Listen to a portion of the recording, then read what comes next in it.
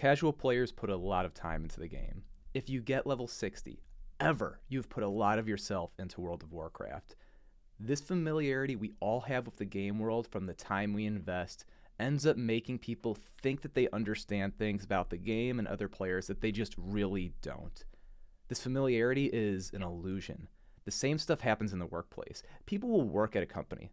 They don't own the results of any process that involves managing other people at work. They generally get work assigned to them, and they handle that work on their own. But since they work in the business, they feel like they work on the business and truly understand it. In WoW, we see this manifest in many places as well. Players who self-identify as casual or unserious will still believe they know how to do well in raid, and that they know how to manage a guild, a raid team, loot systems, or whatever else they are truly uninvolved in. Among these casual, disinterested players, there's a love of RNG. Many of them think that rolling for loot is the most fair way to assign items, yet they've never made groups, or at least not raid groups for current tier content. You also see people complain about hard reserving items when they would never start a group themselves. This is actually self-interest, and it's not about fairness at all. They want an equal share of the rewards, but with a below average contribution. No, showing up to a group is not as much work as showing up and organizing it. This should be obvious, but people are tiny little insects that have erratic thoughts, and they're just clamoring to take things that are not theirs at all times. The lack of familiarity they have with team play makes it impossible for them to think clearly. So they take jabs at anyone they perceive as getting more than their fair share. It's a real skill to know how to identify malignant leadership figures. People are out there making guilds and groups, trying to deceive others to get loot or an ego stroke out of them. Detecting these people is a skill good players who care about their own happiness need to learn.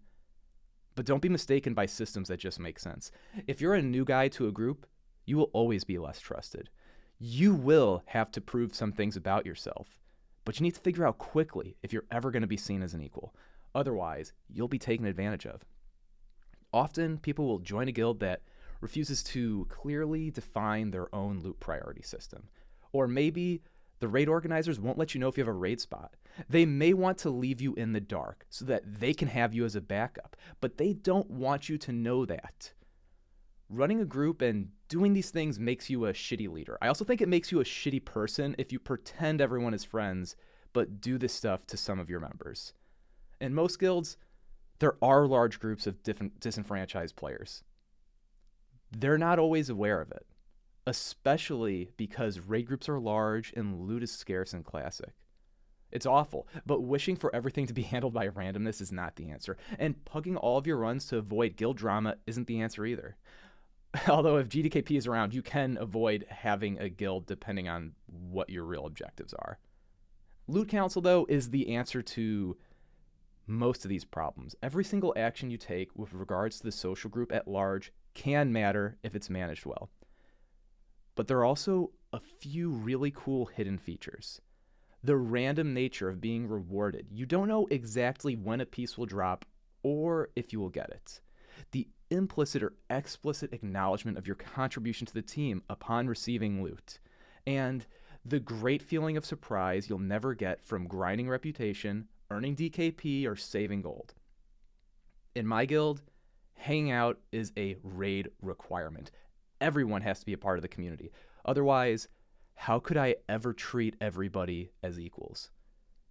If you let people vary too much in their contribution, you can't treat them the same. It wouldn't be fair to. And so far, this system has led to us losing 0 members that hang out in Discord. We have had around 5 people quit the game, but they still talk to us sometimes. And they all made sure not to grab loot on the way out, which is very nice of them. I never get any loot complaints. The incentive structure rocks. You will know the person getting loot every time. You will know that they'll be around in the future, contributing to raid success, and you are more likely to get loot yourself as time goes on. Raids never stop getting better, neither does your character's gear. It creates a lot of trust between people, and it almost feels like it's on accident. I think trust is the foundation of all relationships. You build it by predicting the future and realizing it in front of other people over and over again. Trust and loot policy. Trust in raid performance. Trust in the realness of your online friendships. Do the people you play with mean what they say? Will they be around in the future? Are you building a home or a sandcastle? Most people have messed this up in game, and many times at that. It's not like you have 40 past guildies who you sometimes talk to, right? Or at least not from the same social group. What a shame. Some people might think this is hinting at like a crazy idea that you could get along with everyone you meet in the guild, or at least damn near everyone. There's this low IQ belief in the world that most people can only get along with the few types of other people. If you were ever in the military, you know this is bullshit. You can have respect for a massive group of very different people.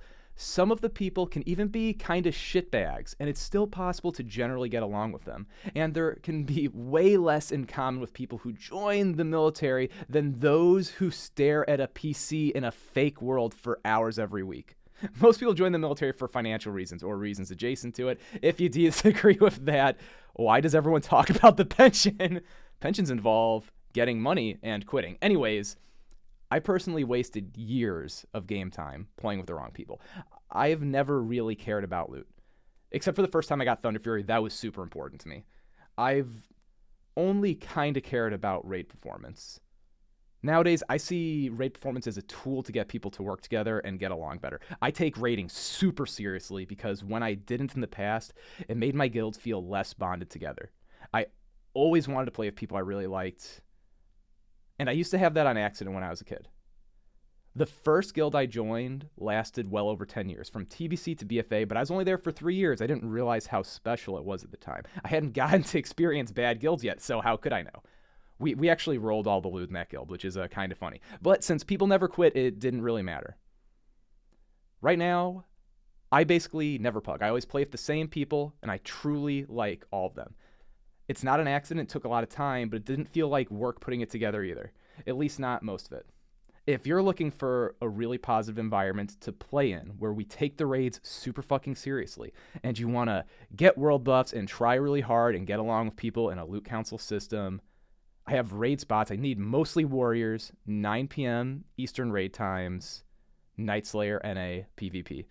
Also could maybe fit a couple warriors at 2 p.m. Eastern Saturday. We got like a sub 30-minute MC. We're not the best in the world by any means, but we're pretty good. Hit me up in Discord.